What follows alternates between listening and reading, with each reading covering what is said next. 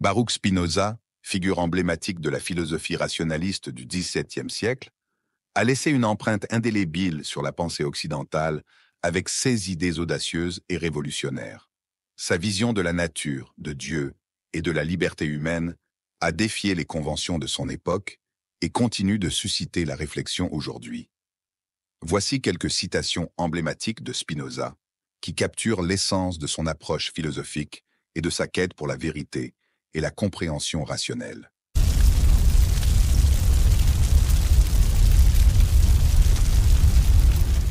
Comment peut-on vivre heureux si la liberté n'est qu'une chimère? Tout ce qui est contraire à la nature est en effet contraire à la raison, et ce qui est contraire à la raison est absurde et doit en conséquence être rejeté. La paix n'est pas l'absence de guerre, c'est une vertu, un état d'esprit, une volonté de bienveillance, de confiance, de justice. Plus nous dépensons de gaieté et de bonne humeur, plus il nous en reste. Si vous voulez que la vie vous sourie, apportez-lui d'abord votre bonne humeur. Le désir qui naît de la joie est plus fort, toute chose égale d'ailleurs, que le désir qui naît de la tristesse. Personne ne peut vous enlever votre liberté de penser. Vous pouvez être conseillé, éclairé par d'autres, mais ne laissez jamais quelqu'un penser pour vous. Pas d'espoir sans crainte, pas de crainte sans espoir. La haine doit être vaincue par l'amour et la générosité. Le mot donne à la pensée son existence la plus haute et la plus noble. L'ignorance des causes qui nous déterminent nous laisse croire que nous sommes libres. Il vaut mieux enseigner les vertus que condamner les vices. Ne pas railler, ne pas déplorer, ne pas maudire, mais comprendre. Le désir qui naît de la joie est plus fort que le désir qui naît de la tristesse. La satisfaction intérieure est en vérité ce que nous pouvons espérer de plus grand.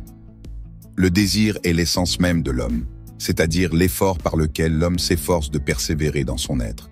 On ne désire pas les choses parce qu'elles sont belles, mais c'est parce qu'on les désire qu'elles sont belles. Il faut concéder à chacun le pouvoir de penser ce qu'il veut et de dire ce qu'il pense. Si vous voulez que la vie vous sourie, apportez-lui d'abord votre bonne humeur. Le suprême orgueil ou la suprême dépréciation de soi sont la suprême ignorance de soi. La générosité est un désir par lequel un individu s'efforce d'assister les autres hommes et d'établir entre eux et lui un lien d'amitié. La joie est le passage de l'homme d'une moindre à une plus grande perfection. La peur ne peut se passer de l'espoir, et l'espoir de la peur. L'homme libre qui vit parmi des ignorants s'efforce autant qu'il est possible de se soustraire à leurs bienfaits. L'être d'un être est de persévérer dans son être. Les biens et les maux viennent injustement aux pieux et aux impies. Comprendre est le commencement d'approuver.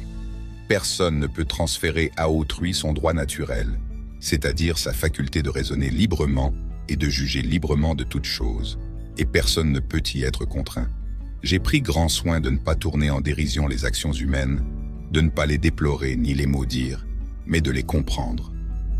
Un homme libre ne pense à aucune chose moins qu'à la mort, et sa sagesse est une méditation non de la mort mais de la vie.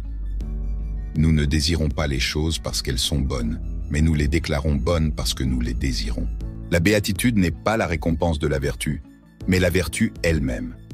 Qui est conduit par la crainte et fait le bien pour éviter le mal, n'est pas conduit par la raison. L'imagination, lorsqu'elle concerne l'homme lui-même, qui a de soi une meilleure opinion qu'il n'est juste, s'appelle orgueil, et c'est une espèce de délire, parce que l'homme rêve les yeux ouverts qu'il peut tout ce qu'il saisit par sa seule imagination. La sagesse n'est pas la méditation de la mort, mais la méditation de la vie. Dans la mesure où une chose convient à notre nature, elle est nécessairement bonne. Seule assurément une farouche et triste superstition interdit de prendre des plaisirs. Le comble de l'orgueil ou de l'abjection est le comble de l'ignorance de soi-même. Ne pas rire, ne pas déplorer, ne pas détester, mais comprendre. La plus haute activité qu'un être humain puisse atteindre est d'apprendre à comprendre, car comprendre, c'est être libre.